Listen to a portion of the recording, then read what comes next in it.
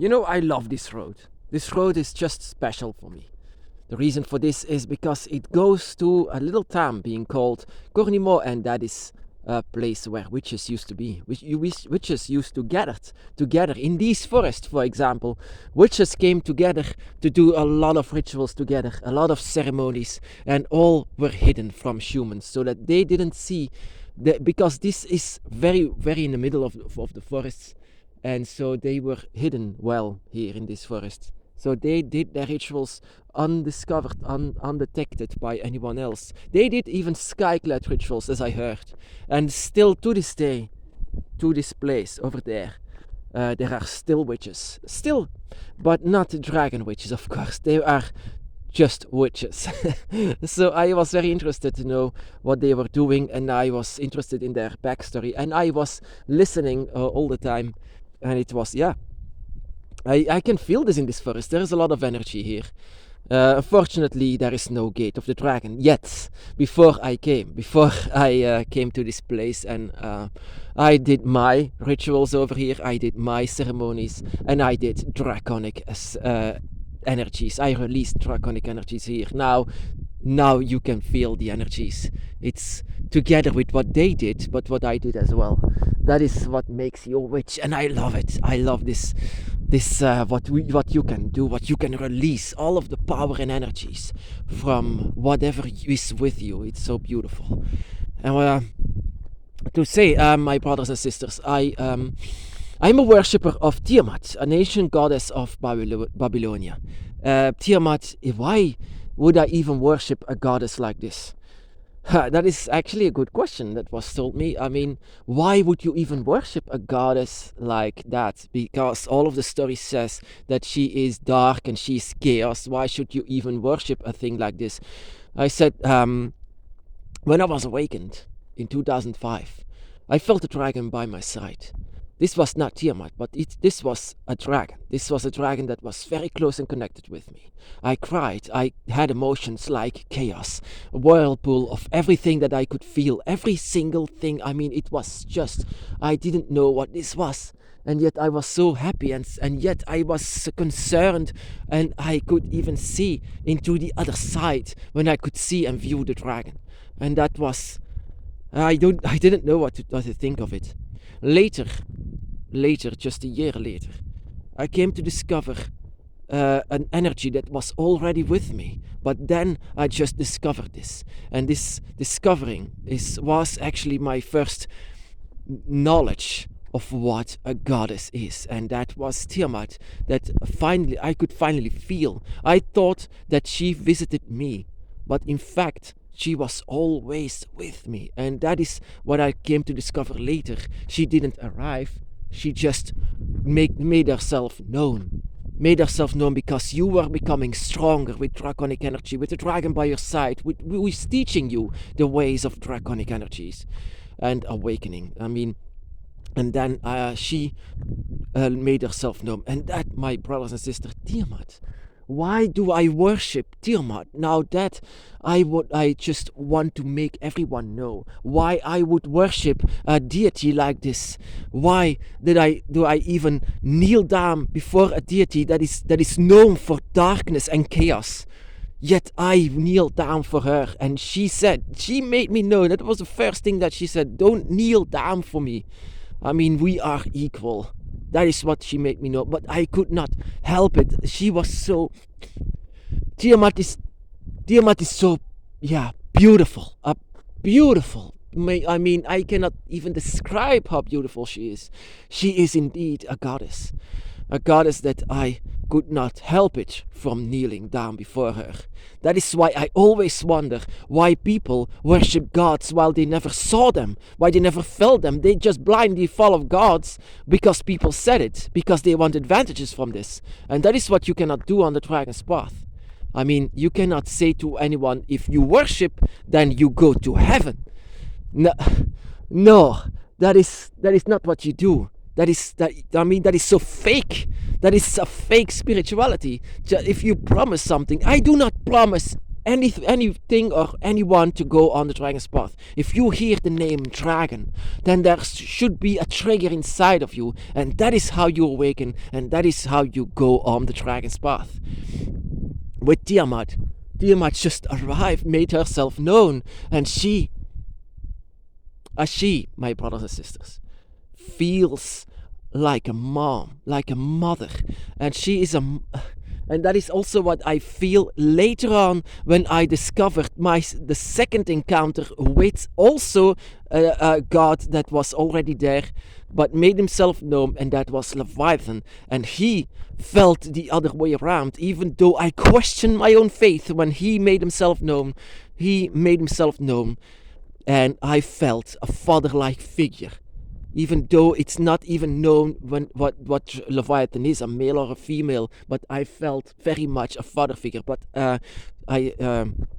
want to talk about Tiamat. Tiamat, I didn't even know what was going on. I mean, I know nothing about Tiamat or the dragons or anything, so I didn't know what was going on. And I felt on my knees from the power that I felt and the connection that I felt with a deity so high like Tiamat. Actually, that was much more than just chaos. I did not even know what I was at that moment. I couldn't even feel my own humanity anymore. I was gone when she made herself known.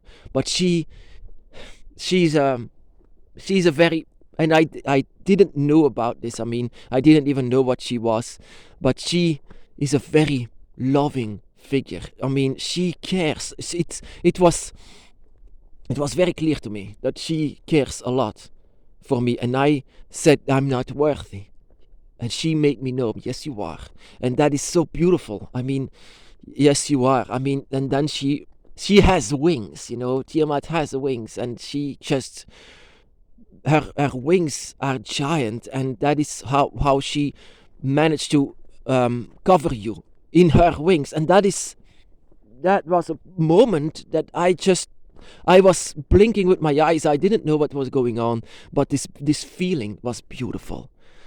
And because I know I could understand what a motherly figure like Tiamat was, I could also understand what the dragons by your side are. The dragons are guardians. I call them guardians, even though a dragon god or goddess can also be considered as a guardian, because they protect you, because it's because of them that you are still feeling the dragons. And the dragons by your side always have a connection with you. And I also came to discover what kind of a connection that you can have on the dragon's path. It's because most of these dragons by your side are not just any connection with you. It's not because they have any connection with you. It's because they are, most of the time, a family. They are a family of yours, most of the time. And I came to discover, parent dragons. Father, mother. Even, but I learned this one from Tiamat and Leviathan. How powerful, how strong a dragon's feelings are for their children. I mean, they never let them go, and that is so beautiful about this. That is, this connection doesn't break, even though with death, even though when everything is gone, they still cannot let go of this. They still continue to create the dragon's eye. That is what your dragon gods do. They create your dragon eye, and you need to recognize this. When you recognize this, you are awakened, and that is what the dragon gods want. Not just to have random people on the dragon's path. No, this has to have a meaning. This must have a meaning. This meaning is because the dragon gods want this. Sometimes they don't want to hear this, the dragon god, but they are indeed the creators of life. They are the embodiments of the elements, the creators of everything. Of course, I sometimes call them gods. When people would recognize the dragon gods, even though the dragon gods does not promise heaven or hell, or they don't threat, they just want their children by their side. Their children, and that is what some of us have, this privilege to have this energy within, so that the dragons can go to you, your family, your mother, your father, still with you, and then your gods. I mean, your parents in this case. Parents, they can feel a lot like your parents, your gods. I mean, that is what is so strange about this sometimes, that they feel like a protective mom. I mean, my goddess Tiamat, she feels like a protective mother, and she can come sometimes in another form. That she can come in, her original form, of course, is that of a dragon, but she can come to us as simply a human, but she can do this all the time. It pretends, not pretends, it depends, I'm sorry, it depends on what you are thinking, because she or the other dragon gods have such a high connection with you that they can read your mind. Everything that is going through your mind is something that they can read. So you are constantly talking to them. Is it that the dragon gods have a distance from you? For example, that is the dragon god always with you? And I have to say yes, because look around you. What can you see? Nature. What can you see? The forests. What can you see? The air. Everything about this.